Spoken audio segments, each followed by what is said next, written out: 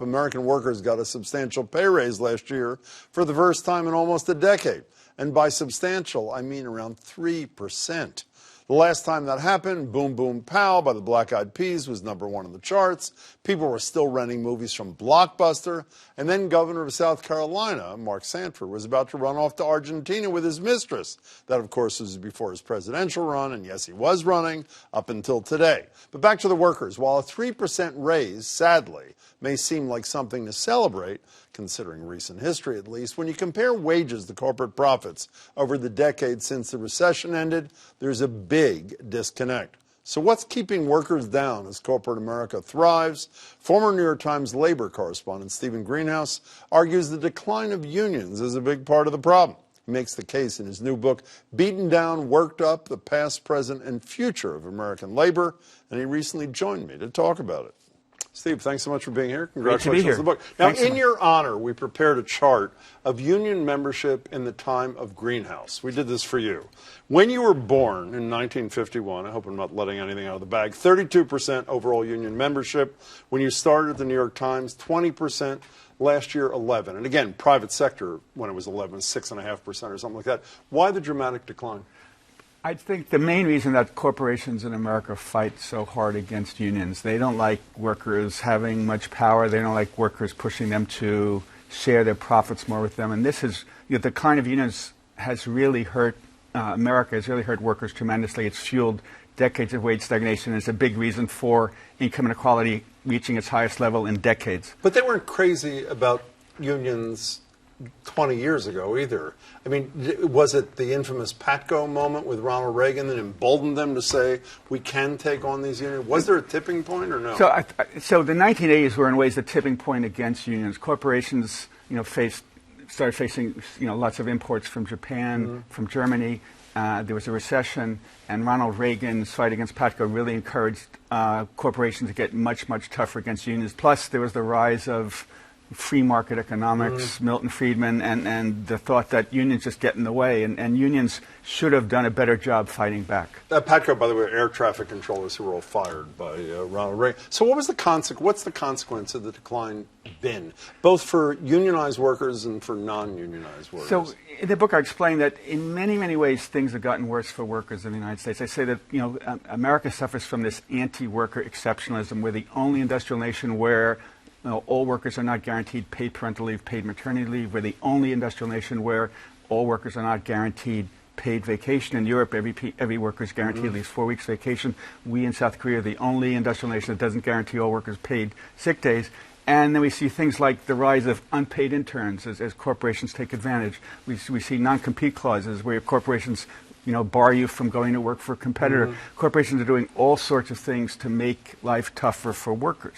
But it seems to me that part of the reason, and you touch on a lot of this, part of the reason is the unions have, in great part, allowed it. I mean, I would bet if you stopped 10 people in the street and said, tell me what the labor movement has meant in your life, in your work life, nobody could answer a question. Name a union leader, 8 of them could say, 8 of them would say none, and 2 of them would say, wasn't there some guy, Jimmy Hoffa, who was buried under an end zone somewhere? So the word, you try to get the word out about all the things you described here, but there's not in the public schools and not from the labor movement itself. That's a fair statement? So it's true that, unions, by and large, haven't done enough to really organize, to grow, to expand, to make, their views heard. And I think that's at the same time as corporations and the Republican Party really been out to crush unions. So yes, unions should have done more. But recently we've seen things like the union-backed Fight for 15. Some of the teacher strikes have been very successful. And I think both the Fight for 15, the teacher strikes in Chicago, Arizona, West Virginia, Los Angeles, Oklahoma,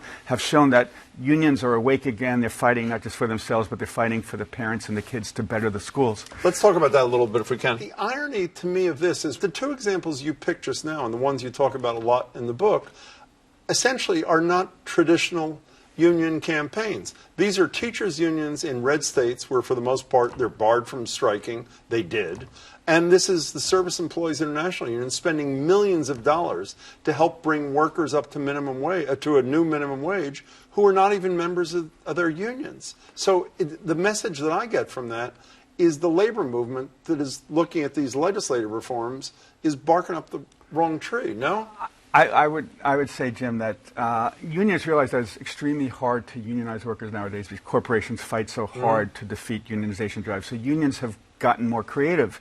And one thing that Fight for 15 is they realize that the floor, the minimum wage is way too low for many workers. So they have to figure out a way. They figured out a way to put low wage workers on the map, and they were spectacularly successful. 7 states now have enacted laws to $15, and as a result of Fight 15, pay has been increased for over 24 million workers. And the teachers unions, I think they tried very hard to show we are not the old, narrow, self-interested, selfish unions of old. We're a new type of union that's fighting to work with the community and not just trying to help ourselves. We're trying to fight for smaller class sizes, newer textbooks, more librarians, more nurses for the schools. So does that indicate that that's the future direction? Is it fights for 15 and similar legislative campaigns, even if it doesn't mean more members in unions? Does it mean teachers who are going outside the normal confines and willing to violate? It was just the teachers' strike in Massachusetts, by the way, first one in more than a decade in violation of law. Is that the direction we're going? So with the Stop and Shop strike here in hugely successful, and the Marriott strike here in Boston and other cities, unions are still doing a lot of the old blocking and tackling and winning major victories and showing that unions can succeed, and that helps encourage other people to unionize. Can we spend a minute at the end here on the union members themselves? There is Trump, to me, and I think he got the highest percentage of union votes of any Republican since Ronald Reagan. It's almost what's the matter with Kansas updated to deal with this. Workers, unionized workers, voting against their own self-interest and electing people who will fight like hell with those corporations you're talking about to ensure that their unions are weak and that other unions won't exist. How do you explain the disconnect? So I think the Democratic candidates, whether Hillary Clinton, John Kerry, Jimmy Carter, they often did not really speak much to blue-collar workers. And Donald Trump, went to Ohio, Wisconsin, Michigan, and said, I'm going to bring back all the jobs. Factories won't close under me.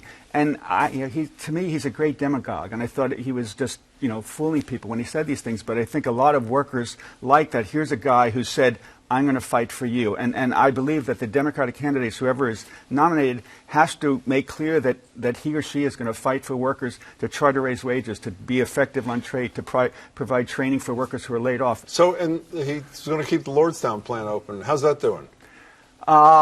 So Donald Trump went to the Youngstown, Lordstown area and promised, the plant isn't going to close on his watch, and it closed on his watch. And I think the Democratic candidates can make a big issue of that Trump made all these promises to workers that he hasn't kept. We shall see. Steve Greenhouse, thanks so much. Your book is terrific. Great to be here, really Jim. Thanks so much. The book, again, is Beaten Down, Worked Up, The Past, Present, and Future of American Labor.